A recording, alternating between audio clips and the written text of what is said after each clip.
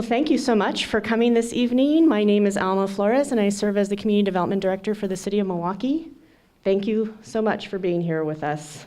Tonight you are joined by several City Council members, Planning Commission members, and members of our Committee on Planning Advisory. What does this stand for? Comprehensive Planning Advisory Committee. Thank you. We have an exciting program this evening with Richard Rothstein of The Color of Law joining us via Skype and our esteemed panelists. But without further ado, I want to introduce one of our esteemed City Council members, Councilor Wilda Parks, who will start us off with some opening remarks. Thank you. Thanks. So it's all on and ready to go. Oh, wow, what a great group out here. If I keep coming like this, I can see all of you, but then I can't see my notes and I might say the wrong thing. So I will do my best to be able to cover the room. So first of all, thank you. Thank you so much for being here to take the time tonight to participate in a discussion that can help ensure that we are planning for the most equitable, livable, and affordable community that we can. You have the opportunity to be the voice for Milwaukee. So as many of you probably know, the housing crisis is not an isolated incident in Milwaukee, nor is it just in the Portland metro region. Throughout our nation, there are struggling issues to right the historic wrongs that have created an uneven distribution and supply of housing for people of different races, class, and abilities. Currently, 27% of Milwaukee residents, people you might be sitting next to right now, or people in your families, or neighbors, or perhaps even yourself, are paying more than 50% of their income for rent. So think about that for just a moment. 50% of whatever your income is going strictly for one item of livability. This statistic has labeled Oregon, through the state of Oregon, as a rent-burdened community. Homeowners have also been impacted. 32% of homeowners in Milwaukee, that's close to 1 out of 3.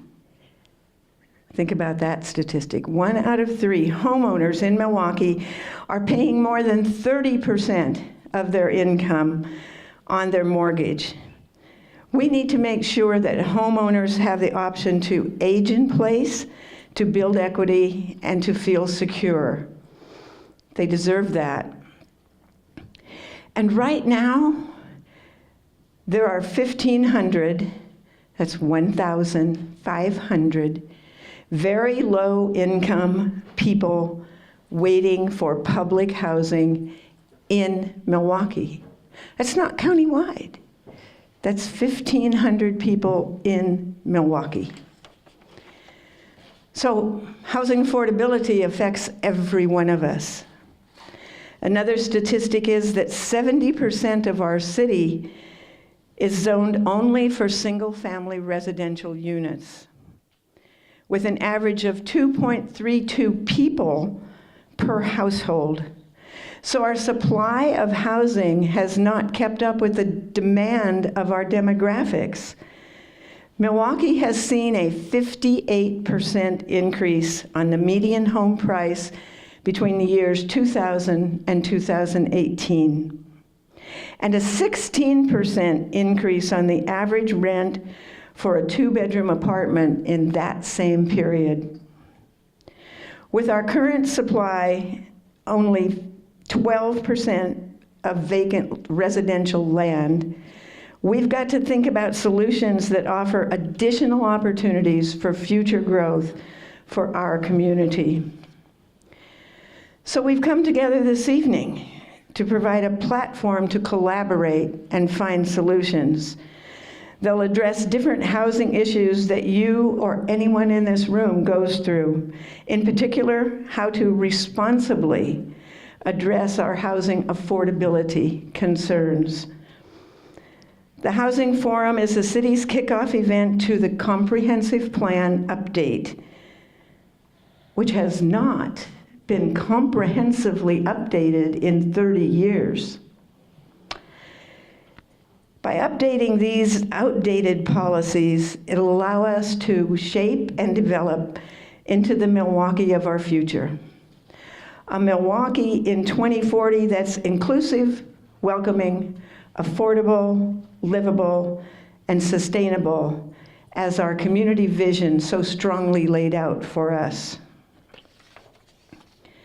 The city has already started to address housing solutions and housing issues by declaring a housing emergency in 2016 and adopting a 90-day no-cause eviction ordinance, adopting a construction excise tax for affordable housing, and adopting the city's first housing affordability strategy, which over the next 5 years will be encouraging more housing development, preventing displacement of existing residents,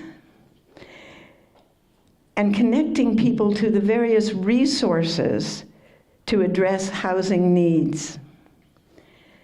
Visible change takes time, and visible change requires continuous participation from all of you in the room tonight. You'll influence the new policies that the City Council will adopt. We sincerely hope that we keep hearing from you about what the issues are and what you think the solutions can be, and to enter into discussions like this one. And now, let's get into the focus of the evening. I'd like to introduce our forum moderator, John Topogna. John is president of Eco Northwest. That's a local economic research firm. And he's built consulting practices in education, healthcare, human service, and tax policy. He recently co-authored a report on Portland's homeless crisis for the Oregon Community Foundation. Prior to joining Eco Northwest, John served as a Peace Corps volunteer in Chile and also as an analyst at the U.S. Congressional Budget Office. Please help me welcome John and the panel for the evening. Thank you. Thank you, John. Well, as the city councilor said, there is no bigger public policy issue in front of Milwaukee, in front of the Portland region, or anywhere up and down the West Coast and the East Coast than housing. As you saw in the statistics, 27% of Milwaukee renters severely rent burdened. We showed in the Oregon Community Foundation report that is the population that feeds episodic homelessness. If you're spending more than half of your income on rent, you are one crisis away: a job loss, an eviction, domestic violence, etc., from homelessness. And that is a population that is moving in and out of that status. You're also going to find it, we found in past studies, that severe rent burdening is showing up in hunger statistics, not surprisingly. This is your largest household expenditure, and if you're spending that much on housing, there's no way to make your household budget work. So this is a Thursday night of your life that is extremely well spent on an extremely important public policy topic, setting up this city and this region for a critical conversation of what its future is over the coming decades. So I think what we're going to do, I'm assuming Dr. Rothstein is available when we... He's ready. He's ready. Okay, so what I'm going to do is I'm going to introduce him and let our panelists stay where they are for the time being because we have a presentation. Richard Rothstein. This is a rare opportunity. Former New York Times columnist. He is also a distinguished fellow at the Economic Policy Institute. and a Senior Fellow Emeritus at the Thurgood Marshall Institute at the NAACP Legal Defense Fund and of the Haas Institute at the University of California, Berkeley. He's going to be speaking about a book that he wrote called The Color of Law, a forgotten history of how our government segregated America. The book recovers a forgotten history of how federal, state, and local policy explicitly segregated metropolitan areas nationwide, creating racially homogeneous neighborhoods in patterns that violate the Constitution and require remediation. And I'm called me. okay. Excellent. What would a conference be? There we go. You have been fully introduced, and we are eager to hear a presentation about your book. So welcome to Milwaukee, Oregon. Let me describe to you the argument that I've been making, or the description of the history that I've been making. In the 20th century, this country made a decision to abolish racial segregation. Civil rights lawyers began in the 1930s challenging racial segregation in law schools because they figured that if judges couldn't understand anything else, they could understand that you couldn't get a good legal education in a segregated law school. And then civil rights lawyers went on to challenge segregation in colleges and universities, and as you know, in Brown versus Board of Education in 1954, abolishing segregation in elementary and secondary schools, legal segregation. And that Brown versus Board of Education decision gave impetus to a civil rights movement that used marches and demonstrations and civil disobedience, and people lost their lives. And we eventually eliminated segregation in buses and lunch counters, water fountains, public accommodations of all kinds. We understood as a nation, not everybody agreed, but came to a national consensus that racial segregation was wrong, that it was harmful to both African Americans and whites, that it was immoral, and that it was incompatible, we decided, with our status as a constitutional democracy.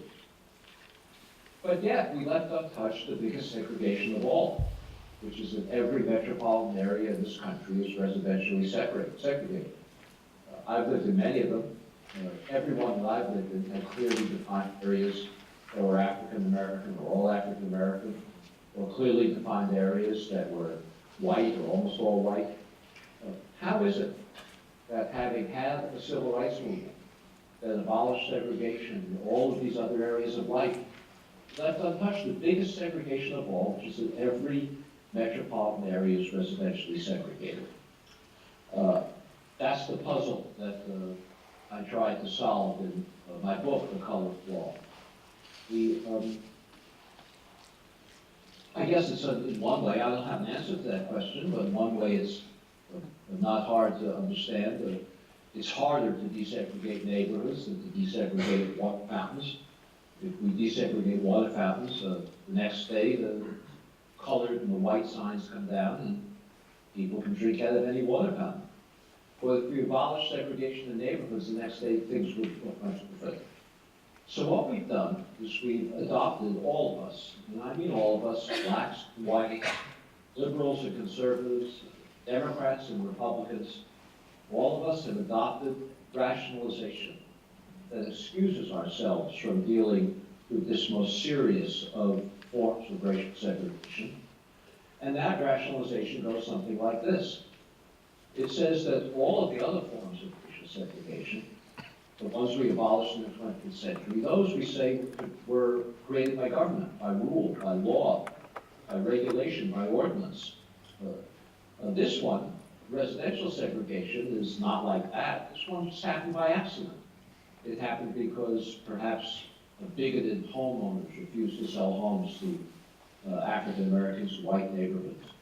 Or maybe real estate agents and banks, private businesses, discriminated in how they showed homes or granted mortgages. Or maybe we tell ourselves, people just like to live with each other in the same race. They feel more comfortable in the same race neighborhoods, and that's the reason that we self-segregate. Or we say maybe it's because there are income differences. African Americans and whites don't have the same average incomes. Of course, there are exceptions, but on average, African Americans have lower incomes than whites, and as a result, they also can't afford to live in higher, more expensive neighborhoods. All of these reasons, we say, is what created residential segregation. And because it wasn't created by government, like all the other forms of segregation, it didn't violate the Constitution. When government passed rules and laws to segregate schools or universities, or lunch counters, or buses, those rules violated the 5th and the 14th Amendments of the Constitution. But residential segregation, because it just happened naturally because of private prejudice or private economic activity, is not a civil rights violation. It didn't violate the Constitution. And as a result, we have no obligation to undo it. Of course, we think it's too bad. I'm sure most of us think it's too bad to have all this residential segregation. But we don't feel an obligation to do anything about it. We feel it just happens to evolve somehow. It needs to evolve naturally to end it. Well, I used to be an education writer. That's how I got into this work. I was not a housing expert. And as a result of my interest in education, in 2007, I read a Supreme Court decision that concerned the school districts of Louisville, Kentucky, and Seattle, Washington. And those two school districts had adopted very, very token desegregation plans. Those school districts gave parents the choice of which school in those districts their child would go to, but if the child's choice was going to make segregation of schools worse, that choice would be opted in favor of the choice of the child who would help to desegregate the school. So if in Louisville, Kentucky, or Seattle, Washington, you had a school that was white, or all white, or most of all white, and there was one place left, and a black and a white child applied for it, the black child would give some preference, because the child would help to desegregate the school. Well, the Supreme Court prohibited the school districts of Louisville, Kentucky, and Seattle, Washington from implementing this program. Chief Justice John Roberts wrote the opinion, and he said the schools in Louisville and Seattle are segregated because the neighborhoods in which they're located are segregated. I thought that was a pretty wise observation on the Chief Justice's part. That is why schools in those places are segregated. But then he went on to say that the schools in Louisville and Seattle were segregated for all the private reasons that I described before. He gave a name to it. It's a name that we all use. We all adopt this theory.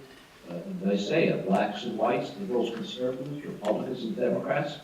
We call it de facto segregation.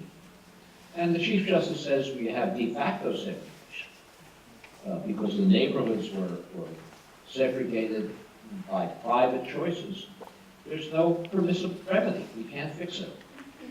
Well, I remember reading this case in 2007 about a situation that happened several decades before in Louisville, Kentucky, where a white homeowner in a single-family home in Louisville called Shively had an African-American friend, a decorated Navy veteran living in the center city of Louisville. The friend, the African-American friend, had a middle-class job, a decent income, a wife and a child. He wanted to move to a single-family home in the suburbs. Nobody would sell him such a home. And so the white homeowner, his friend, bought another home in the suburb of Shively and resold it to his African-American friend to evade the need for real estate agents or banks that might discriminate. And when the African-American family moved into this single-family home in Shively, the mob surrounded the home, protected by the police. The mob threw rocks through the windows, they dynamited, firebombed the home. And when this riot was all over, the state of Kentucky arrested, tried convicted and jailed in a 15-year sentence, the white homeowner, for sedition, for having sold a home to an African American. And I said to myself, this doesn't sound much like de facto segregation. The entire criminal justice system, the police, the prosecutors, the courts are going to be employed in enforcing racial boundaries. And I began to wonder whether this was just an isolated instance of government participation in creating segregation, or whether this was part of a more systematic pattern that Chief Justice John Roberts didn't know about. And that's the origin of my book, The Color of Law. I spent close to 10 years working on it, and what I discovered was that not only was the police and courts and prosecutors in Louisville, Kentucky, an example of state sponsorship and enforcement of segregation, but rather there was a systematic policy on the part of federal, state, and local governments at all levels and in all parts of the country to enforce racial boundaries, to create segregation where it had previously existed, and to ensure that African Americans and whites couldn't live near one another. If that's the case, and I'm confident that it is the case, my book, The Color of Law, has been out now for a year and a half, and not a single factor has been challenged by any historian. So I'm quite confident that the story that you will read in that book is accurate.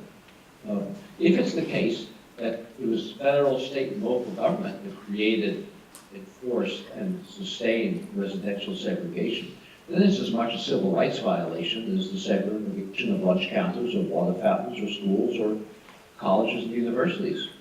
And if it's a civil rights violation, then we, all of us, whether in Milwaukee or any city in the country, have an obligation as American citizens to undo it, to reverse it, to remedy this violation of civil rights. So let me just spend a few minutes describing some of the main policies that the federal government followed to create segregation. There were many, many others I won't have time to talk about.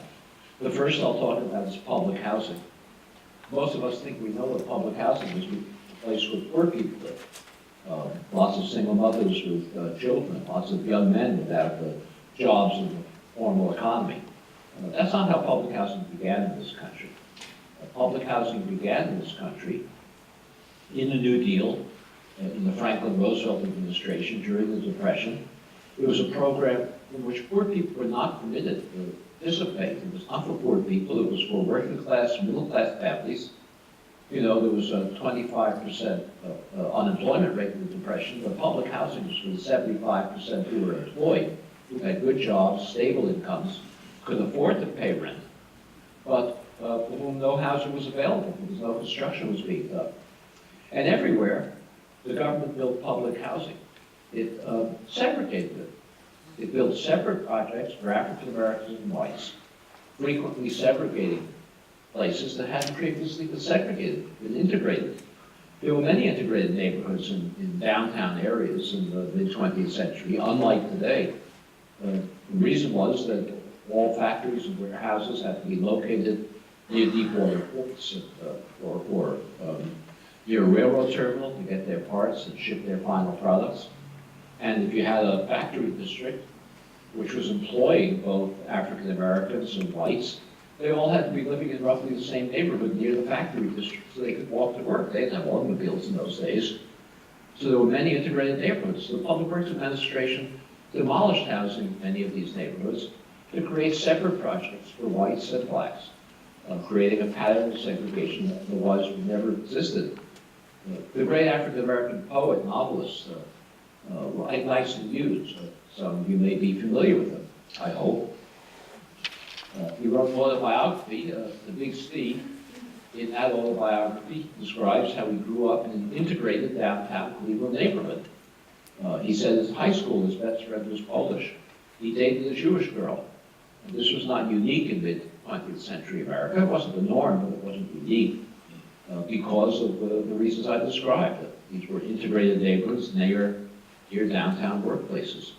Well, the Public Works Administration went into that community where Langston Hughes lived, integrated community, demolished housing, created two separate projects. one for whites, one for African Americans, creating a pattern of segregation in Cleveland that otherwise would never have existed. And it built other projects elsewhere in Cleveland that also were segregated, reinforcing the pattern. This was done everywhere in the country. In my book, The Color of Law, I'd like to talk about self-satisfied places, smug places, like Cambridge, Massachusetts.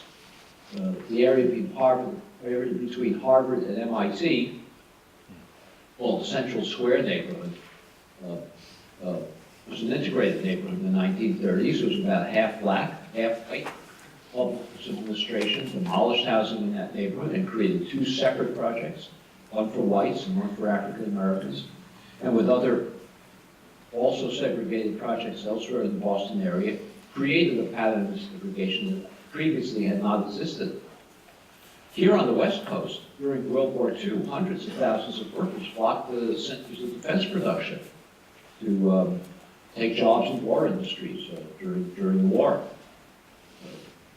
The government always built segregated housing for the workers who came to these places, creating patterns of segregation that hadn't previously existed. There were very few African Americans living on the West Coast prior to World War II, so that the government, when it segregated housing for war workers, wasn't building on any pre-existing pattern. But Portland, Seattle, San Francisco, Los Angeles, and all the cities up and down the West Coast, the federal government created a pattern of segregation by building separate projects for war workers, even though these workers were working in the same plants, same shipyards, same aircraft factories, the same tank factories. Even though they were working in the same plants, the government segregated their housing, creating a pattern of segregation that otherwise hadn't existed. After World War II, there was a vast expansion of the National Public Housing Program. It was everywhere giant towers were built. You may have heard of some of them, like Robert Taylor Homes or Cabrini Green in Chicago, or Pruitt-Igoe in St. Louis, was perhaps the most well-known of these.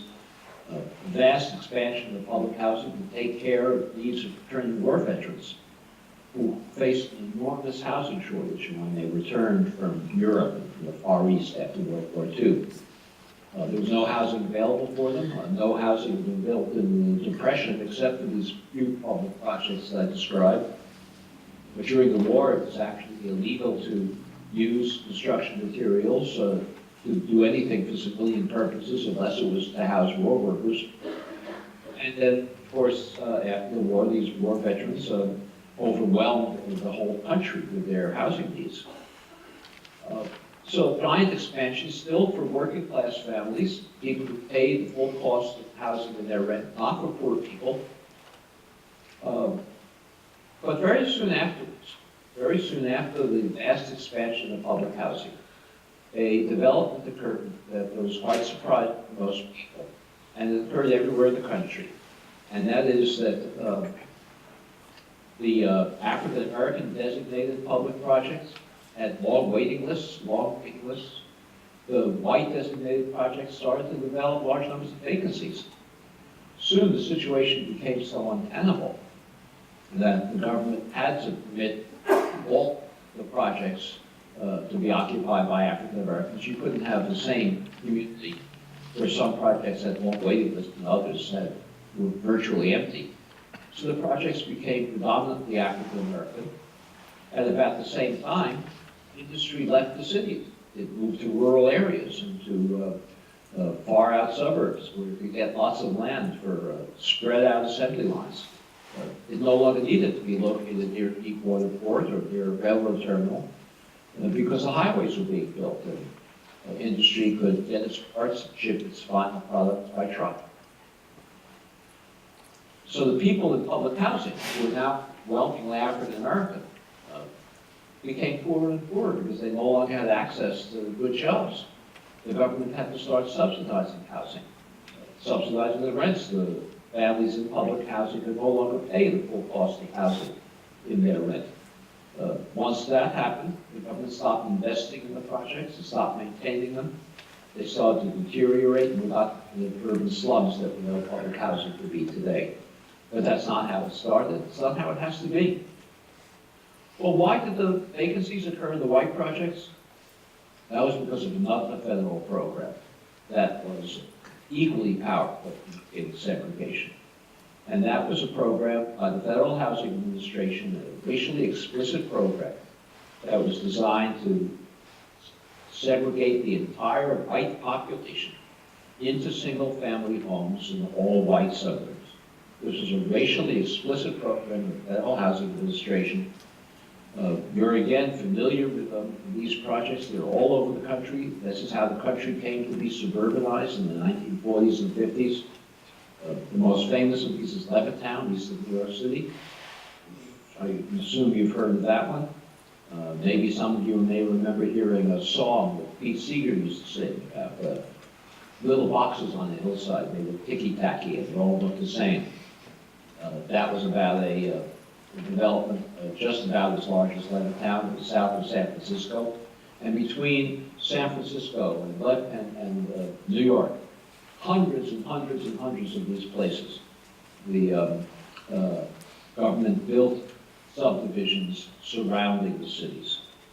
They couldn't have done it. The developers of these subdivisions could not have done it without federal participation. Levittown, 17,000 homes in one place. No bank would be crazy enough to lend Levitt the money, build a development of that size. She had no buyers. The only way Levitt could build that development or any of these builders all across the country, hundreds and hundreds and hundreds of these developments. The only way they could build them is by going to the Federal Housing Administration, pledging never to sell a home to an African American. The Federal Housing Administration even required Levitt and all of these other builders to put a clause in the deed of every home prohibiting resale to African Americans or rental to African Americans. There was nothing de facto about this. This was a racially explicit program. It wasn't the actions of rogue bureaucrats working in the Federal Housing Administration. The federal government had a manual which specified that no bank guarantees would be issued to a developer who was going to sell homes to African Americans. The manual went so far as to say that no guarantees could be granted to a developer who was going to build a development for all white family if it was located near where African Americans were living, because in the words of the manual, it ran the risk of infiltration by inharmonious racial groups. That's what the federal manual said.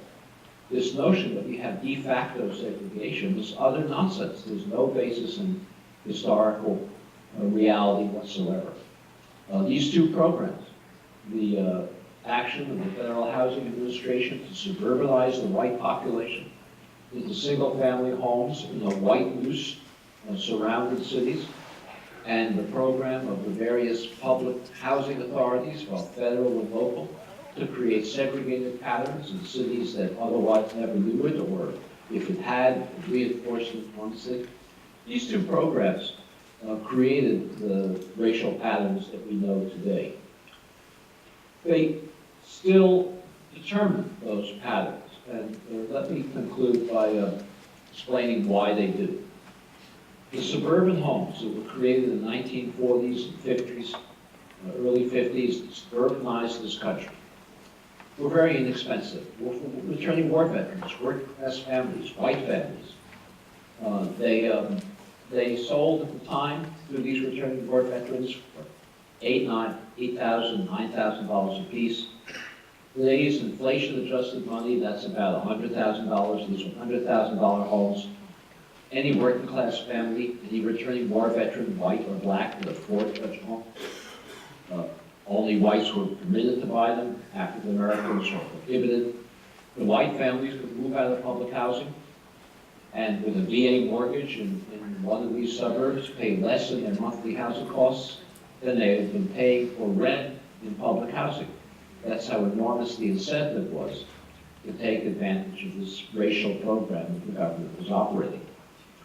Today, those 100,000 homes, $100,000 homes, sell for, I don't know what they are in the area of Oregon where you are, but most places look at $300,000, $400,000, $500,000. The white families who bought those homes gained over the next few generations hundreds of thousands of dollars in wealth from the equity they had in appreciating homes. They used that wealth to send their children to college. They used it to take care of medical or unemployment emergencies. They used it to finance their own retirements. And they used it to bequeath funds to their own children and grandchildren so they could have down payments for homes. African Americans were prohibited from participating by explicit racial policy in this wealth-generating program, gained none of these advantages. Today, African American incomes, on average, nationwide, are about 60%, 60% of white incomes. You would think that if there was a 60% income ratio, there'd be a 60% wealth ratio too. Any family can save equally easily from the same income. But the reality is that while there's a 60% income ratio, the wealth ratio is 10%. African Americans have 10% the wealth, average household wealth, that white families do. That enormous disparity between the 60% income ratio and the 10% wealth ratio is entirely attributable to unconstitutional federal housing policy that's never been remedied and we've never even tried to remedy, and that we, all of us, are obligated to remedy as citizens of a constitutional democracy. The segregation the government created, not de facto, the jury segregation, government-sponsored segregation the government created, not only resulted in this wealth gap that determines much of the social inequality we have in this country today. It determines the achievement gap in schools that I was so concerned about when I started this research. African American children, on average, have much lower academic achievement, white children, mostly because we're concentrating so many African American children with severe social and economic disadvantages in single classrooms, in single schools, where their social and economic problems overwhelm the ability of schools to deal with them. The segregation determines the health disparities in this country, which are unconscionable. African Americans have much lower life expectancies than whites, higher rates of heart disease, in large part because so many of them live in less healthy neighborhoods, polluted air, more stress in those neighborhoods. The segregation determines the violence that we see between police and young men, which couldn't exist in places like Ferguson and Milwaukee, Wisconsin, and Baltimore, Maryland, and elsewhere. Couldn't exist if we weren't concentrating the most disadvantaged young men in single neighborhoods without access to jobs or opportunity. And the segregation that the government created is in part responsible for the dangerous political polarization that exists in this country today. It is inconceivable that we can develop a common national identity, which is essential to having a functioning democracy, if African Americans and whites are living so far from each other, so systematically separate from each other, that they have no ability to understand each other's problems, to identify with those experiences, to develop a common national identity, without which our democracy is going to wither. So the consequences of government policy, of the civil rights violations that government created in order to create segregation, are enormous. They're a little bit abstract, they're a little bit distant, but they're enormous.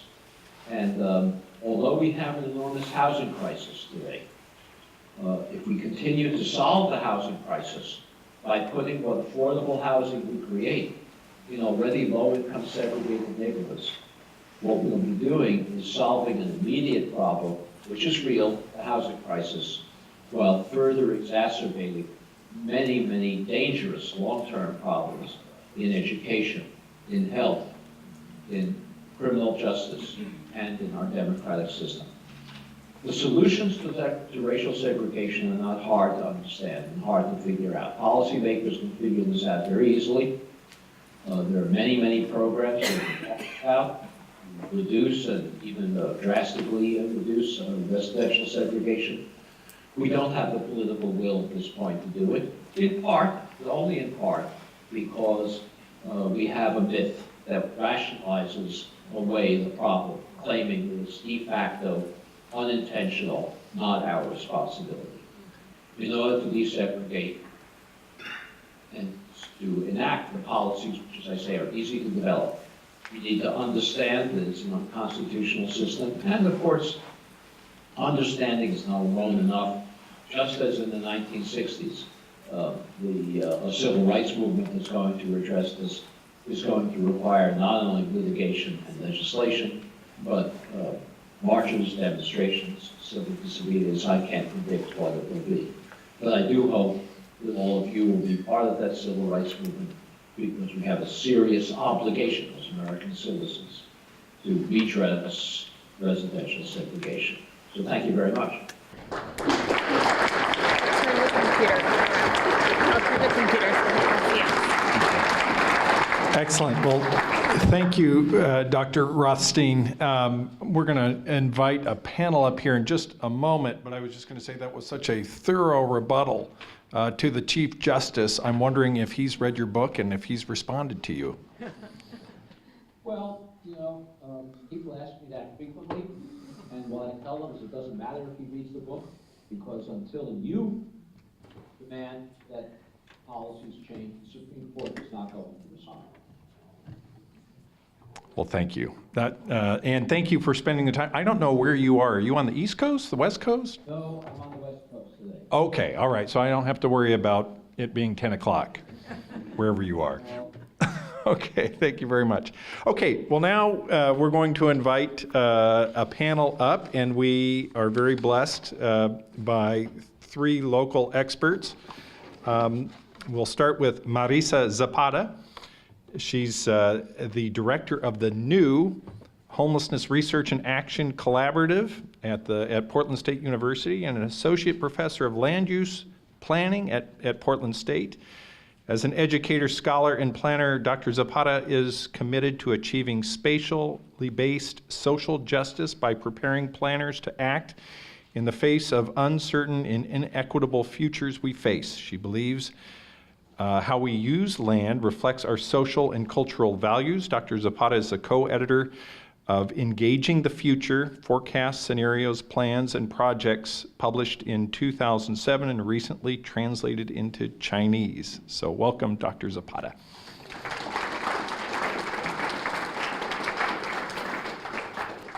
Her colleague, Dr. Matthew Gebhardt at Portland State, is an assistant professor of urban studies and planning and real estate development. Dr. Gebhardt's research concerns the translation of visions, plans, and policies into action, and the structures and institutions that facilitate or constrain this process and produce intended or unintended outcomes. His research includes national programs such as the Choice Neighborhoods Initiative and rental assistance demonstration, local issues including accessory dwelling units, ADUs, inclusionary housing, and informal activities such as food carts and temporary retail. So welcome, Dr. Gebhardt. And a neighbor of mine, Alan Lazo, is the executive director of the Fair Housing Council of Oregon, a statewide civil rights organization founded in 1990, whose mission is to end housing discrimination and ensure equal opportunity to housing.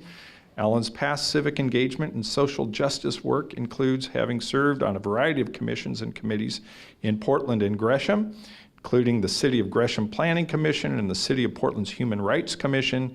He is a longtime resident of Portland, mostly of outer East Portland, and currently lives down the street from me in the Roseway neighborhood. Welcome, Alan.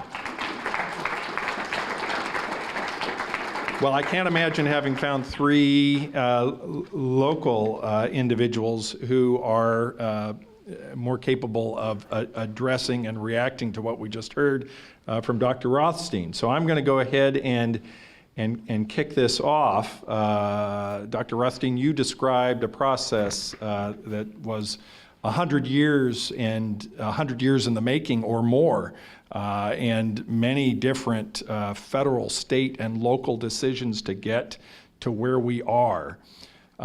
You started to hint at the end of your presentation of how we start to undo or unwind these many decisions that we have made in the past. So how do we get started, and what are some of the challenges that we face out of the gate in addition to the political will that you described? So I'll start with Dr. Rothstein and then turn it over to the panel. Well, first of all, let me a personal note. I'm not doctor. Oh, I'm sorry. Okay. Mr. Rothstein. I just figured if I cut that off now, it wouldn't.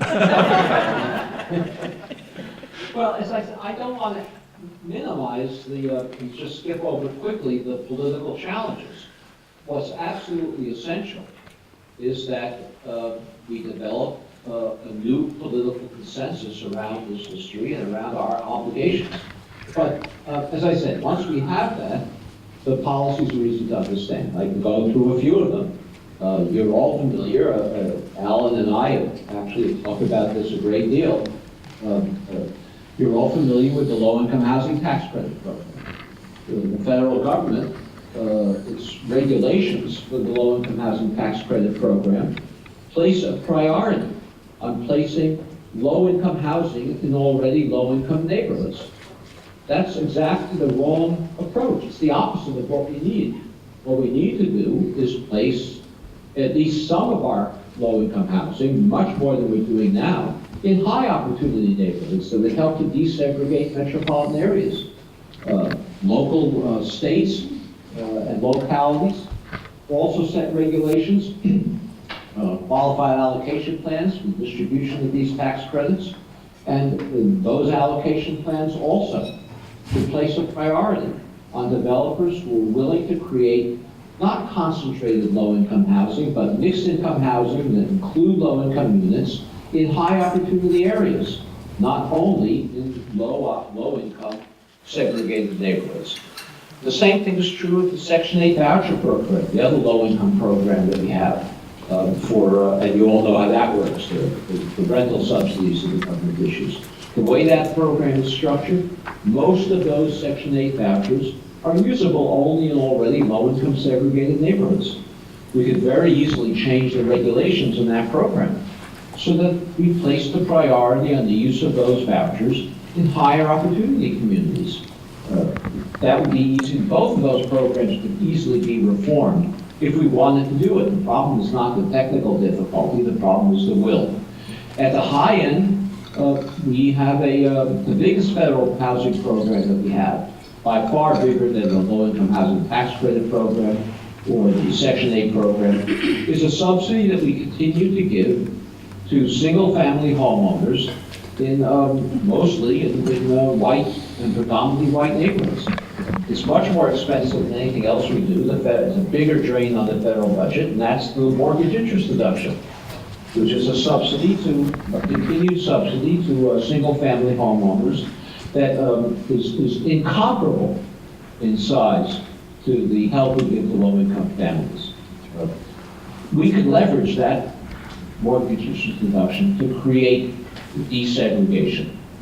We could, for example, we could withhold the mortgage interest deduction from homeowners in communities that refuse to take steps to desegregate, that maintain, for example, zoning rules that prohibited the construction within the community of anything but single-family homes on large lot sizes. We wouldn't have to make it a punitive program. We could take those mortgage interest deductions that weren't granted to the homeowners, put them in escrow, and return them to the homes their community took steps to desegregate by changing their zoning rules, by accepting apartments, scattered apartments, not high-rises, but scattered apartments, townhouses, even single-family homes on small lot sizes. That would be a program to take a step towards desegregation. I could go on and on. Like I say, the policies to address this are easy to figure out. Policymakers talk about them all the time.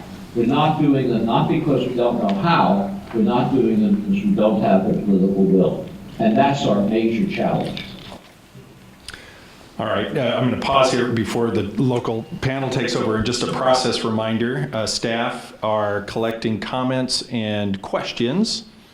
And I think we'll turn over at 7:30, and I'll be reading questions to the panel from the audience. So, panelists from Portland, pick that up where Mr. Rothstein left off. Actually, Richard is fine. Richard, where Richard left off. You bet. Thank you. Hi, Richard. It's probably a little unfair for them to have invited both of us to this because we're just going to double team folks on these issues. A couple of things. One, we're here talking about housing tonight, so I wanted to talk a little bit about what housing means to me and the work that I do. You know, we talk a lot about housing being the roof over our head and getting people inside and housed. But the way I really look at it, and what Richard has touched on, is that housing for us really is about those opportunities out the front door, where we are giving folks opportunity. And I think that's, as Richard's touched on here, is really part of the conversation that we're missing here, this idea of looking at where opportunity exists and where we can locate housing and not just talking about housing. And I think there's a lot of examples in the material that we use to prepare for this. I looked at your housing needs analysis, your housing affordability strategy, and I think we need to pay attention to the things that Richard is talking about, that when we talk about where we're going to bring in housing, especially affordable housing, I think we need to be talking about where we're putting that in our communities. You know, I think if there's a value that we share as a community, it's around creating a life of opportunity for our families, for ourselves. And the history that Richard has laid out here makes it clear that we've denied those opportunities to many members of our community. And the nature of really creating equity in our communities is that we do have a responsibility to remedy these past historical wrongs in a fashion that produces equitable outcomes for these harmed communities that Richard has talked about. And so I think it's a little, I think there are a couple of false premises in some of the questions that were asked tonight. I don't think we need to ask the question whether or not we have a responsibility to right these wrongs. I think Richard's laid that out. Not only do we have a moral responsibility, we quite frankly have a legal and constitutional obligation to correct these injustices that have come about in the history of housing discrimination. So we know that we have this responsibility to truly embrace those values of creating these communities that are open, inclusive, and provide opportunity for all, ensure that we have, that we're putting in place these policies, processes, and practices, whether that's through how we write our local zoning codes, how we look at our comp plans, or how we engage members of our public. And I think that's important too. I know that you folks are all here tonight, but I think there are a lot of community organizations that are bringing forward ideas that we ought to be thinking about, listening to, and that's happening in other communities. We can talk more specifically about those as we move forward. As far as challenges, I think, Richard, I agree with you that one of the big pieces is that sense that we might get of complacency of not accepting that responsibility if we believe that this situation was created by this de facto segregation rather than intentionally created by de jure segregation. If we accept that premise, then we ought to be able to accept a premise also that we can be intentional about crafting those remedies as we move forward, and remedies that are quite intentional in this remedying the situation that he's talked so specifically about. So that I'll leave it for that for now. Hey, y'all. So I think I'm from Texas. Sorry, I can't remove that from my soul. I think one of the first things that people need to do in their communities to elevate this work is what y'all are doing tonight, right? It's showing up, it's having these conversations, it's building this political consensus and will, and deciding as a community that you want to redress segregation, inequity, and provide affordable housing for all community members. I want to really underscore what Richard, not Mr. Rothstein, what Richard was talking about in the sense that none of this is accidental. how we are, how we function is deliberate. And I often hear people say when we look at the state of the country today, oh, the system's broken, the system's broken. The system isn't broken. It is functioning exactly how it was designed to function for the people for whom it was designed for. And who was it designed for? Rich, white, land-owning, cisgender, heterosexual men. System's going great for them. It's everyone else that the system is not quite doing the best thing for. And that was by choice, right? That's not accidental. It has been a very deliberate attempt. And I think that that's something I go back to, and I tell my students a lot. We are undoing the foundation of our country. How we live, how our land is allocated, who our neighbors are allowed to be, was structured in our Constitution from the start. And so we can also then turn and rely on that Constitution to say, but wait, you actually said some other things that maybe you didn't mean for me, but I'm gonna make you do that now and help me. When I think about Portland, I don't know how many of y'all notice in the slides what the percentage of people who aren't white in the city of Milwaukee is. Audience participation time. 16%, very good, excellent. But you work for the city, you're cheating. No gold star for you. Right, so that is not accidental. So when you're like, why are we talking about race so much? We're a majority white city. Why are you a majority white city? Why are you a majority white region? It's a long history of deliberate exclusion to make a white racial utopia. Again, not accidental.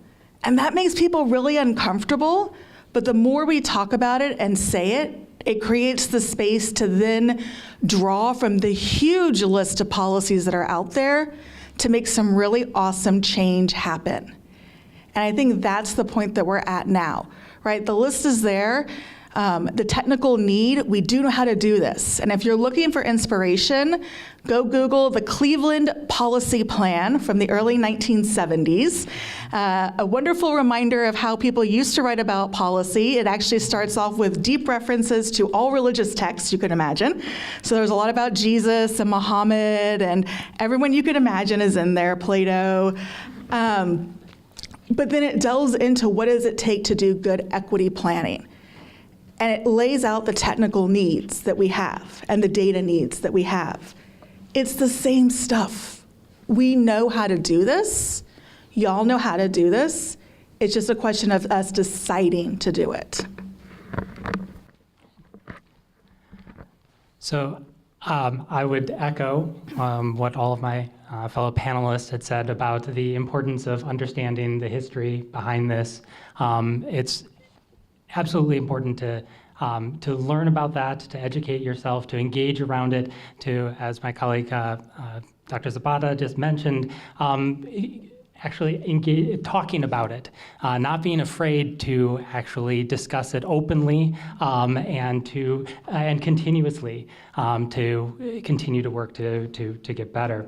I also wanted to emphasize that these aren't things that have simply been in the past. So Richard mentioned the wealth gap that exists that has grown and developed based off of these policies that have meant that certain people, African Americans in particular, were not able to build wealth. Through home ownership in particular. And so this is a continuing problem. Even if we remove the barriers and that exist for moving forward, we still have this long-standing wealth gap that creates the challenges in terms of accessing neighborhoods of high opportunity. And so there are things that we need to do to proactively address those historical injustices, not just remove the barriers to moving forward. I think I would emphasize a couple of the limitations that we do have, though, and I hate to be the one kind of ending this, the answers to this question on a kind of down note, but a big part of it is political will, and again, educating ourselves and engaging around this can help to build that political will. But when we do that, there are tools that are available, but those tools do have limitations to them. Some of them built in to the way that the programs are structured. So the mention of the low-income housing tax credit program. There are federal preferences that give you bonuses if you do locate in areas of high poverty, low-income neighborhoods. That is something that is a challenge because it makes it easier to fund projects in those areas. So it does guide us toward that. Also, land is not counted in that. So even if you are able to get tax credits to fund the construction of a project, you still have to have somewhere to put it.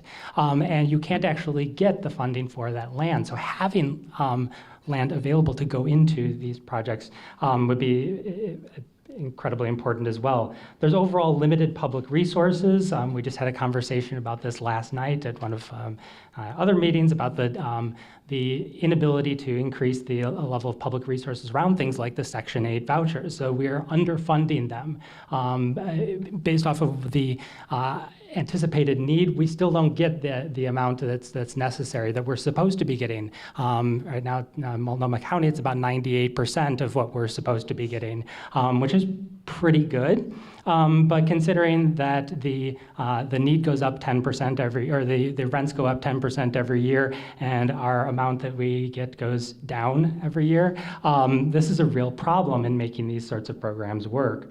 Also, with regard to real estate, we have the problem that it's fixed in place. It's not like we can pick up houses and move them around easily. We are often dependent on the private sector for funding and building these. There's, again, the limited public resources. There's high cost in building new real estate. They have long lifespans, long lead times for actually getting them developed. So it's quite challenging. We also are limited in our ability to affirmatively use things like race in these programs for the same reasons that we shouldn't have been discriminated in the past, right? Because of the constitutional obligations to not do that. It makes it very challenging to use that in an affirmative fashion moving forward as well. So sorry to end with a series of limitations, but. Yeah, I'm going to try to bring this back to the hopeful side here. So, Richard, I'll go ahead and start with you. As you've been around the country and you've been presenting your information, et cetera, I imagine have met many communities like Milwaukee. Where do you find examples of communities that are leaning into this challenge and are starting to show some progress? Well, there are many places. I'm sorry, can you hear me? Yep. Okay. There are many, many communities that are trying to make progress in this area. Of course, some of the progress is going to depend on federal legislation. Some is going to depend on state legislation. But there are things that communities can do. There are many places in this country, for example, I could start naming places, but you can find them as easily as I can. There are many places that have implemented mobility programs for the Section 8 voucher program, sometimes with private funds, sometimes with state support, sometimes as a result of litigation settlements that give enhanced vouchers to families who move to high opportunity communities. Many communities in this country have prohibited discrimination against Section 8 voucher holders. I don't know if yours is one, but in most of the country, most places, landlords are permitted to refuse to accept. They don't have to say that we're not going to rent to you because you're black. They can say we're not going to rent to you because we don't like where your rent comes from. And many communities, that's not true, some communities have prohibited that kind of discrimination. It's not an all or nothing situation with the low-income housing tax credit. It's not that no projects are now being placed in high opportunity communities. Some are, and some communities are doing a better job than others of doing that. It's certainly true that there are incentives built into the program not to do that. But we can change the incentives, and local communities, as well as their states, have some ability to change those incentives. They can't eliminate the federal incentive not to do it, but they can create their own incentives that override the federal incentives so that more low-income housing tax credit projects are placed in high-opportunity communities. There are many communities in this country that have begun to consider or adopt inclusionary zoning rules, which require any developer to set aside a share of units, even in high-opportunity communities, for low-income families. The best one is probably Montgomery County outside Washington, D.C., a very affluent community, which requires that 15% of all units in any new development, this is a very affluent community, 15% be set aside for low-income families. And of that 15%, the Montgomery County Public Housing Authority purchases 1/3 or 5% of the total for its public housing residents. So we have public housing residents now dispersed throughout Montgomery County. It's a terrific program, and it's been studied, like most of these programs, and the outcomes of children from families who are in these dispersed public housing units within private developments are far superior to those of children who are similar in every other respect, it's not housed in integrated areas. So those are a few examples of places where things are being done. There are some places that are trying to limit the ability of communities to maintain single-family zoning throughout the community that prohibits the construction of moderate-income housing. And that would be another one. I can certainly, well, the best place, let me say this, the best place, rather than me rattle off list of different places, the best place to find examples of communities are making progress in this area is a website, the Community and Race Research Action Council. It's PRRAC.org. And it has several pages that describe different communities that make progress in this. So it's not impossible.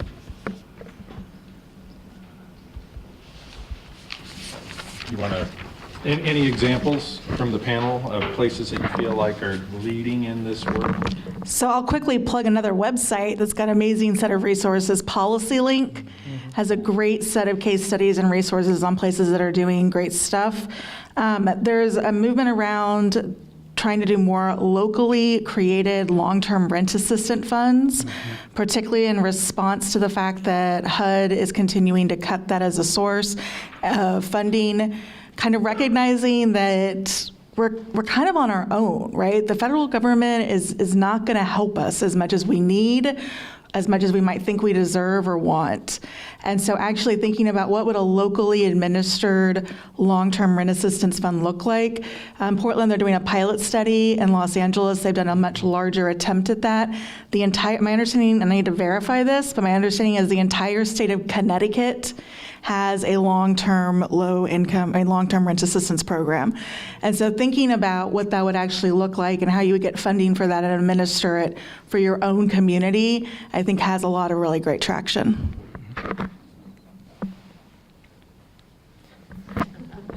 Yeah, I had that written down as well, which I think is an important step sort of to subsidize on the demand side. One of the challenges is that it is a pilot program, so the long-term funding, which is again a political will question and a source of funding, but I think it's a really important potential step. I think there's also strategies around things like land banking to provide that land and have it available for affordable housing development. The city of Eugene has an interesting program around that. It's one, though, that is a very long-term strategy to try to acquire land and have it available. Opening up neighborhoods, particularly single-family neighborhoods, to other housing types, so things like accessory dwelling units or cottage clusters or things of that nature, perhaps even higher density type of developments. And let's see.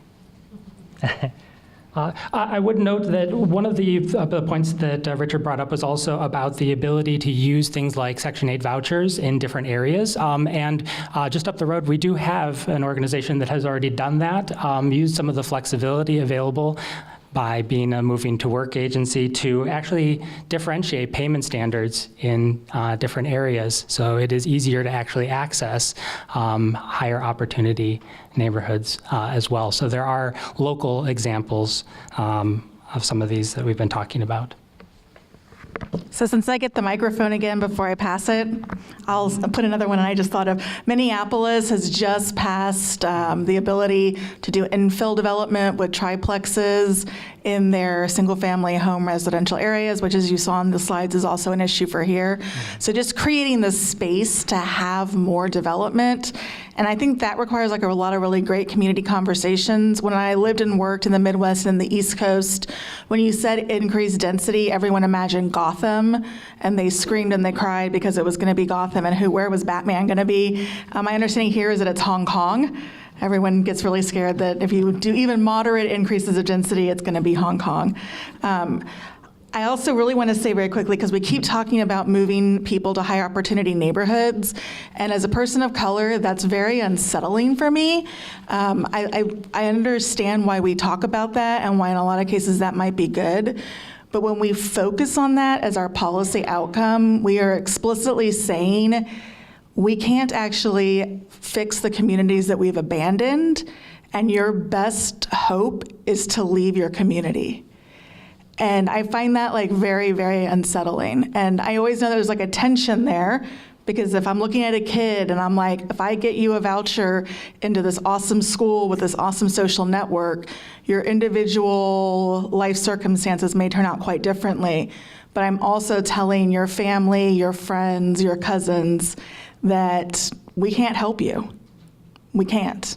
And so I just want to make sure that people keep that in mind when we're thinking about there's a lot of reasons to have opportunity to move to high opportunity neighborhoods, but we also have to think about what we owe the communities that we have left in poverty. That's a perfect lead-in for what I want to talk about. Just as far as community organizations, I think there's a great example right here in Portland, up in the Cully neighborhood, which is not far from where John and I live in Northeast Portland, where you have local organizations that are working to bring and make investments in their local community to help keep that community there. I live next to that neighborhood, and I pass through it quite frequently. And I have to tell you, and I just saw an article about it in the paper, I'm not sure that we're winning. And I think it's very difficult. You know, a place like Cully can be a lab where we test these things like community land banking and all these things, but it takes such a long time for community development to happen. We don't know what will work, and every situation is different. So these are complex problems that take multiple solutions and long periods of time to understand. So that's one to watch, and you can see the things that have happened there, the kinds of investments that have been made, particularly around environmental justice and creating jobs in that community. And frankly, I don't know that they're going to work there because like in a lot of places, they're fighting the economic pressures there. The other thing I will say before I pass it back, and I know we're going to go to questions, is that we jump to operationalizing. What are our solutions? How do we get to? And I think that when we're setting policies, when we're looking at plans, we ought to look to make sure that we set some strategic high-level pieces that lead us in the right direction. I think an example is at the statewide housing plan right now, they went out and set strategic goals first, and the first one of those is leading with racial equity. And I didn't see that in a lot of the materials for your city. I think it's a discussion that should be had here. It's also contained in the Portland plan and infiltrated into their comp plan. They also brought in community, a set of 11 anti-displacement measures that were brought forward by the community, I think as a response to leading with that racial equity. So I think it's a real consideration as you all are embarking on this years-long journey to update your comp plan and think about what that might mean for your community. Okay, I'm going to transition a little bit here. We've got we have more questions than we have time, but all of the questions will go to the city, and there will be responses to those. So if they're not answered here, keep your eyes out for the answers later.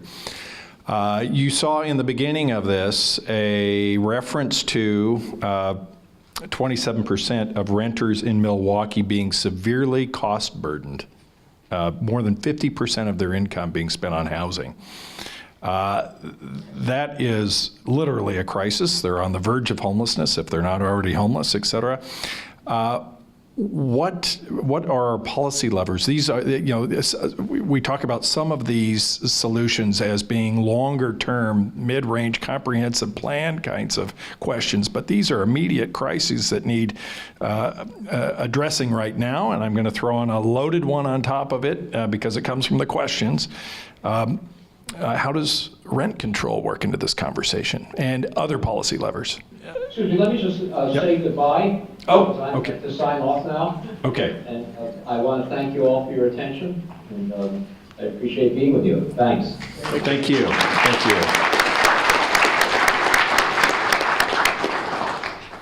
Take it away, Matthew. Oh, thanks.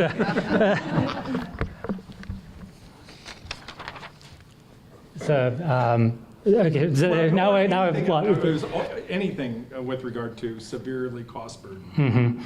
Yeah, no, I mean, I think that one of the big challenges is that a lot of the strategies are long-term strategies in terms of reducing the overall cost of housing. I mean, I think that some of the things like the local supported sort of voucher program are opportunities to deal sort of immediately with some of these questions. I think some of them also have to do with preservation of existing affordable housing structures to make sure that we are not in a position of losing them to sort of market pressures so that we're not reducing the supply of affordable housing and creating further burdens. So I think those are two things that we could look into.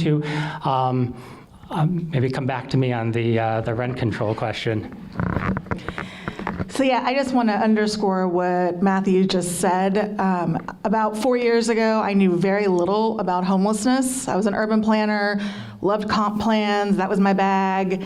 Now I'm like all homelessness all the time. And the number one thing that y'all can do to stop homelessness is get as much cash as you can possibly get together to deploy to those people who are living at that kind of rent burden level. They are on the verge of losing their home. If they aren't losing their home, they're being displaced. Oftentimes it's families having to move multiple times across school districts. The kids are massively disrupted in that process.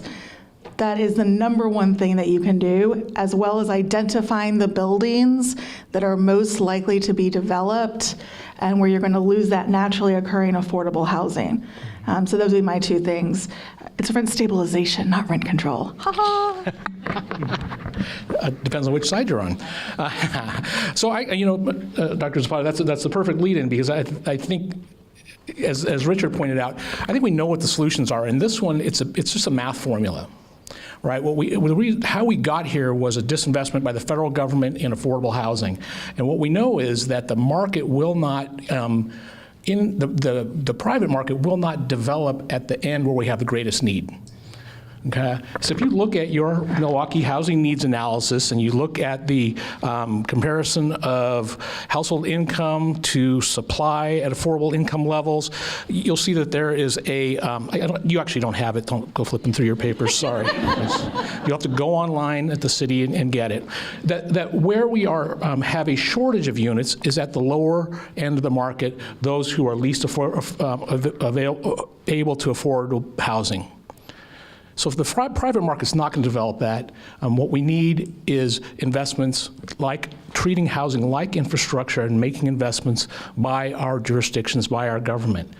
Now, the upside is that that's been supported in communities in Portland. We passed a affordable housing bond measure in Portland a year ago. I am on the bond oversight committee in Portland. And in the metro region, we just also passed an affordable housing bond measure. So there is political will in our communities to solve this problem.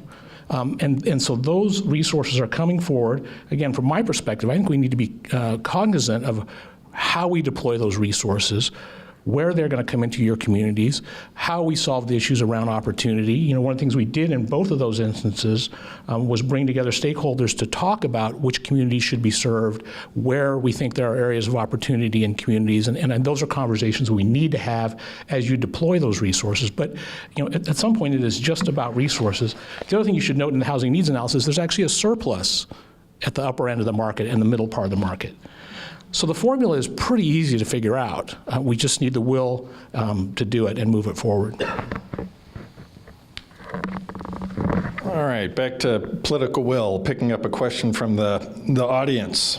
How significant a barrier is resistance from neighborhood members themselves, i.e. NIMBYism, not in my backyard, when trying to change policies and implement projects to integrate low-income housing predominantly in higher-income areas?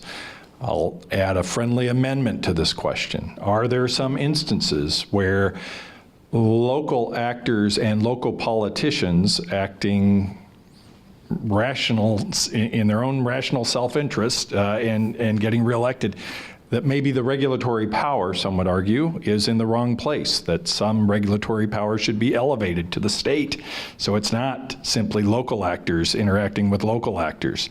How do we, NIMBYism has been around for an awful long time. It's been playing into some of this history and maybe a lot of this history. How do we conquer it?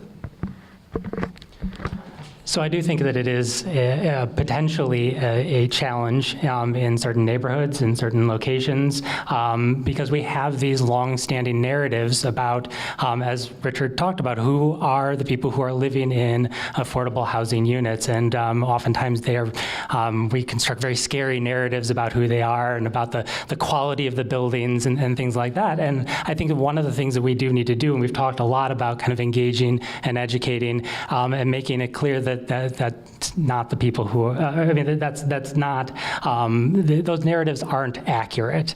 I think it's also important to know that oftentimes affordable housing development is built at a higher end than private housing development, in part because of the desire to build to a standard where you don't have to replace things quite as often, because you don't have the kind of ongoing operating subsidies that you might get from market rate housing. So oftentimes they are very high quality buildings. And so I think one of the key pieces here is engaging around this and educating to combat the potential. Do you want to go next? Sure. I will go next because it actually fits perfectly. So at the Fair Housing Council of Oregon, that local opposition is of concern to us to the extent that we actually have guides that we've produced that are called Common Ground for Inclusive Communities. There's actually one here that's a guide for elected officials. There's one that's guide for neighbors. I didn't bring enough of these. Actually, I only brought one copy, which is not enough. But especially for the jurisdictional folks, I think we want to get this into your hands as a resource for how to talk about this issue, because it is quite widespread. We also, I think, since they took the gloves off earlier, in your housing needs analysis, there's actually a chart that shows subsidized housing units in Clackamas County communities. So Clackamas County has 3,264 subsidized units. In Milwaukee, there are 428. In zip code 97267, which is south of Milwaukee, there are 412. In Happy Valley, there are 417. In West Linn, there are 0. In Lake Oswego, there are 75. And in Oregon City, there are 517. How many in Lake Oswego? 75. So I would say take a look at that chart, and I think it gives us a sense for what not being able to create opportunities for affordable housing look like in different communities. I was on the City of Gresham Planning Commission, as my bio mentions, about 15 years ago now, and we had conversations about regional fair share. And if you know the history of East Portland, right, today's history of East Portland that has seen the displacement of the African American community into that area, it's because there was a surplus of affordable housing that had landed in the East Portland Rockwood area. And as the Planning Commission, this was prior to that displacement occurring, we recognized that we had taken a disproportionate share of affordable housing into that community. And I think we need to look at how we are talking about that and what we're doing about it as a region. And I think that some of that responsibility goes to Metro, our regional planning government. Yeah, so I think that this is an interesting connection between region and neighborhood, and I think it's really important. One of the things that I think long-term, the most important strategy that the city of Milwaukee can undertake is figuring out a way, the best way to collaborate with the other entities in the region. So Metro, the county, the other towns, how does everybody fit together, the housing authorities? Because this is about fair share, right? And this shows up in the neighborhoods a lot. I live in St. John's in Portland, and that's a scrappy neighborhood that thinks it has taken on, it's more than fair share on absolutely everything. And in some cases that's true, and in some cases that's not.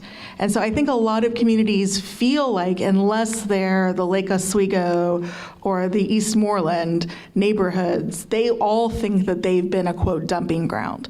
And so putting some actual analytics behind that, I think, does help NIMBY conversations to say, look, actually, this neighborhood over here has a much higher share of the subsidized housing or has a much lower share of the subsidized housing. And I think that that helps take the conversation from perception to fact.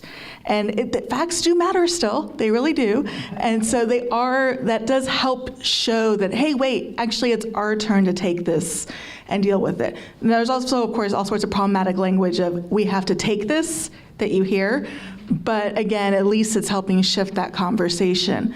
In Portland, we have been experimenting with the tiny home villages for people experiencing homelessness. And as much as I disagree with how those conversations have been structured, allowing neighbors to believe that they think they have a right to vote on whether they get a village, which is a violation of fair housing law to say that you think you can vote on who lives next to you.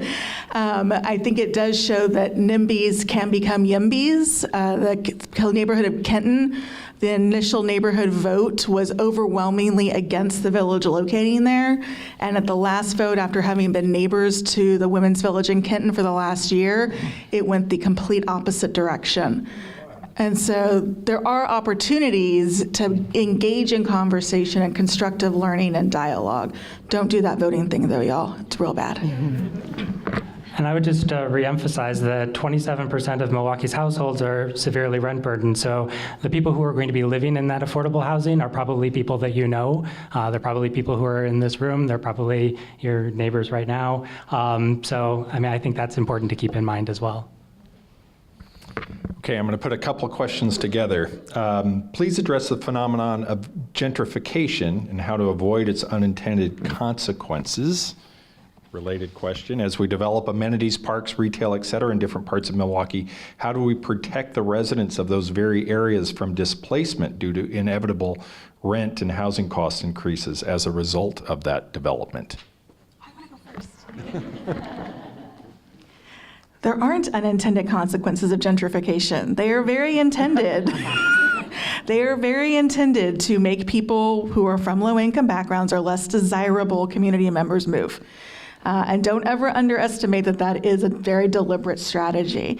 One of the things, the reason why we care about regional fair share conversations is that a lot of times when cities go in and say, we're gonna spruce up this neighborhood or put in this fancy light rail stop, oops, all the other people moved to another city that used to live there. Now they're not our problem. That is often quite by design. And so we want to keep track of how people are moving because of these investments. So I don't think for a second that there's unintended consequences from gentrification. I think they're part of the design. The displacement of people who have lived in these neighborhoods historically having to move is a deliberate and conscious part of that process. Now you can decide to do it differently, and the 13 anti-displacement PDX amendments that went into the comp plan in Portland were specifically designed to address that. So thinking about how do we keep people in place, there's also an effort to give people right to return. So allowing people to have priority to move back into North Portland who have been displaced by community investment. And so there's a lot of different things you can do. I think you've had some of those conversations with the light rail stop that came into Milwaukee, is thinking about how do you identify who's here? The moment that you say you might have a light rail stop come in, property values immediately start to go up. So who gets priority? How do you support them? Are you building mixed income housing and requiring that around your light rail stop, right? So those are some of the more common ways of doing that. But those 13 strategies for anti-displacement PDX were pretty well thought through in the list of what they put together. But don't ever accept an urban planner who tells you it is an accidental thing that happens with displacement. Y'all, some of my students still say that, and I'm like, what is wrong with you? We know what happens. Don't say it's accidental. Plan for it. You can address it through different strategies and policy options. Yeah, because I think if Richard was still connected, one of the things that he and I talked about when he was here in Portland is, and I think we think of gentrification now as that bad word because it is the displacement very often of communities of color. But what we have to recognize is that those communities of color that are in place don't necessarily, they do want to have their community built up. They do want those same amenities that we are bringing into those communities. They just want to be able to stay there and enjoy them. Right, and so that's kind of what's happening in Cully is they're trying to make investments that can keep communities there while these economic pressures from the outside are pushing on what's happening there. So I think the other example that I would bring up is also Southwest Corridor, right, where the next rail line is going in. So you see Metro working right now on their equitable housing strategy along with the City of Portland, identifying that naturally affordable housing in the corridor. One of the things that I like to think about is one of the things that happens in that involuntary economic displacement is the folks that are there lose control of the assets, right? The history we heard about from Richard has in North and Northeast Portland on the yellow line meant a lot of folks could not buy homes. And so once that economic pressure came in, they didn't control the assets and they were forced to move. So if we look for that in areas where we're bringing large public infrastructure investment, might we be able to prevent it and making sure that it's not an accident that's waiting to happen? No, so just quickly, a few things. I think that the anticipation point is an incredibly important one. Knowing who's there, anticipating that there might be a pressure, displacement pressure, and putting in place strategies to deal with that. Some of the strategies that have been successful, the long-term public ownership of buildings or nonprofit ownership of affordable buildings that preserve that out of those market pressures. And some of that might be also preservation, acquisition of naturally occurring affordable housing in those areas and keeping that affordable. Other strategies to reduce evictions, to increase home ownership or preserve home ownership. So one of the strategies in Living Color that they're pursuing actually has to do with accessory dwelling units, both providing additional housing in the neighborhood, but also for the homeowners, possibly adding an income stream that helps them to stay in place and to resist some of those pressures. I think other kind of perhaps further out there strategies are things like right of first refusal or right of first offer laws, so that allowing tenants the right to actually buy their units or to pool resources together and buy buildings to preserve them, and then funding strategies to help them to do that. So I think those are some additional strategies I would note. All right, 2 minutes, so this is the lightning round. Several times throughout the presentation, Richard made reference to opportunity neighborhoods, and some on the panel have also made reference to opportunity neighborhoods. What do you mean by that? What is your definition of opportunity, and how do you organize around it once you've found it?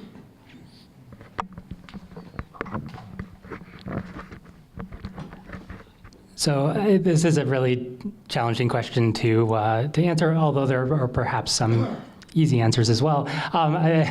So I think it's places that have access to things like transit, right, so that you can potentially get access to jobs.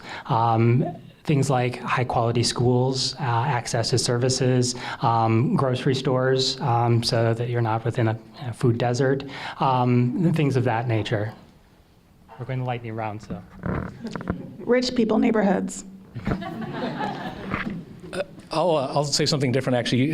I think it supports what Dr. Zapata says, that that's what we tend to think of as high opportunity neighborhoods, but neighborhoods where communities are already located, maybe the neighborhoods they want to stay in, and so forcing them into those high opportunity neighborhoods might not be the highest opportunity for those folks. We got to consider that and be asking them what they want. I mean, I don't agree with that the concept of opportunity neighborhoods, how I just said it, but that's usually like what they're talking about when they see it on the paints. Yeah. Yeah, we can create those neighborhoods too. All right, we're going to call that at time, so please thank the panel. I would say between our national scholar and expert and this wonderful local panel of experts, you've really kicked this process off wonderfully. And it was, as I said in the beginning, a Thursday night very well spent, and good luck as you move forward on this critical piece of planning. Thank you. So, just thought I'd clarify. My name is Angel Falconer, and I don't work for the city. I'm a city councilor. It's okay. No apologies. I want to thank our moderator and our panelists, including Richard, who's not here with us any longer tonight, and also our staff and all of you who took the time to be here tonight. I am overwhelmed by the out. I cannot believe how many of you showed up tonight. I'm just so grateful to you. And thanks to the Clackamas County the Community College for letting us use this incredible venue. This is amazing. This really worked out very well, much better than I could have imagined. I'm going to touch back on where we started. According to the 2040 vision our community set out for Milwaukee, ours is a flourishing city that is entirely equitable, delightfully livable, and completely sustainable. It is a safe and welcoming community whose residents enjoy secure and meaningful work, a comprehensive education system, and affordable housing. That's who we say we want to be. It's what you might expect from a progressive suburb of a progressive city in one of the most progressive states in the country. But they are just words. As Councilor Parks mentioned as we kicked off this event tonight, we have an opportunity to make good on that promise as we embark on the work of updating our 30-year-old comprehensive plan. It is my strong desire that the updated plan will require us to take bold action to make that vision a reality. Because without bold action, the vision will remain just words, pretty words, gathering dust on a shelf. Here are some more words. Ugly covenants attached to the 1941 sale of properties in my neighborhood, including where my house now stands. The grantee for himself, his heirs, executors, administrators, and assigns hereby covenants that he will use said premises solely for residence purposes, and that he will not construct any dwelling on said premises at a cost of less than $2,000. And that he will not permit said premises to be occupied by anyone except he be a member of the white race. The parties to this contract were clear in their intent to segregate housing by income and race. Eventually, courts rendered such racial restrictions unenforceable, but local jurisdictions adopted other measures that would ensure that our neighborhoods would remain racially and economically segregated, including making it illegal or prohibitively expensive to build many affordable housing options, like smaller homes, duplexes and multifamily homes, cottage clusters and ADUs, and requiring large lot sizes, expensive design standards, and difficult and complicated review processes. Indeed, in 1946, 5 years later, the Milwaukee City Council adopted Ordinance Number 481, dividing the city into districts, regulating, restricting, and prohibiting the location of apartment houses and two-family houses, regulating and restricting the area and dimensions of lots and yards, regulating and restricting the height, the alignment of buildings, providing for the establishment of building setback lines, and providing penalties for the violation thereof. Today, 70% of Milwaukee is zoned exclusively for single-family homes, and it remains 84% white. In part because of the restrictions our policies place on building new homes, we are experiencing a significant rise in housing costs, and many longtime residents have been forced out to make room for wealthier households who can afford the higher prices. Tonight, we wanted to promote mutual understanding about the state of housing in our community and to explore some of the barriers and opportunities we face. I believe that understanding our history and recognizing how past and current policies shape the city we have today are critical to charting the more equitable path put forward and truly becoming the community that residents describe in our 2040 vision. The inspiring vision that Milwaukee residents have developed for our city is a big step in the right direction, and we have another opportunity, that obligation you talked about, to continue the path with the comprehensive plan update. We've had a fruitful discussion tonight about some of the tools that we might adapt for our own community to make that reality. You've pointed out some gaps, and I really appreciate that, and we will continue to learn. However, 2 hours is certainly not enough. Significant change will take time, and we cannot do it alone. We are just one part of a larger region struggling with this housing crisis, and local government policy is just one piece of the housing affordability equation. Over the next several months and years, we will need to work with all of you, our community partners, the Housing Authority, nonprofit organizations, and advocacy groups, and private developers. Again, you, our neighbors. We need everyone's help in this effort. I can assure you there will be many opportunities for you to participate in the process of updating our housing policies. City Council, Planning Commission, Design and Landmarks Committees, the Comprehensive Plan Advisory Committee, all of those meetings are open to the public. Over the next several months, there will be many conversations around housing, both in person and online. We need all perspectives and experiences represented. In addition to providing translation and daycare and other services, please let us know what we're missing. Let us know what else we need to do to make sure that this is an open and accessible process to everyone who wants to participate. Now, I also want to remind you of some of the work that is underway right now. As we mentioned, the comprehensive plan. The city has also partnered with the Clackamas County Housing Authority on its master planning for Hillside Manor and Park. We're hoping to add a lot of new units to that, and my own hope is that it would be mixed income. Code change recommendations for accessory dwelling units. Cottage cluster development will come before the City Council and Planning Commission this summer. We have a new housing website that serves as a one-stop shop for housing resources in Milwaukee. For those of you interested in building housing, staying in your home, or finding a home, the city has put together a list of resources. Visit milwaukeeoregon.gov/housing affordability for more information. The next town hall for the comprehensive plan update will be scheduled for spring 2019. The city's website will stay up to date. Please check it regularly. Please join us. Finally, I want to leave you, all of you, and also my fellow city councilors and County Commissioner Fisher, thank you for joining us tonight. We are extremely grateful for the efforts of our dedicated and talented staff, particularly our Community Development Director, Alma Flores,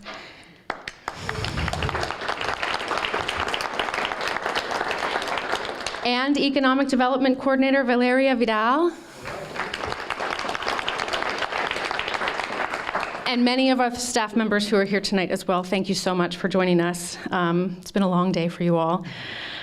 They put together this exciting panel of local and national experts. We are honored that our panelists have given us your time, shared your knowledge and life's work. Theirs is a large body of work that informs us, inspires us, and challenges us. Let me paraphrase Richard Rothstein from his book, The Color of Law. Racial and economic segregation were not created by accident. Federal, state, and local governments enacted policies that continue to contribute to the housing insecurity we see today. Do we, the public and policymakers, have the political will to take the bold action that is needed to correct it? Thank you.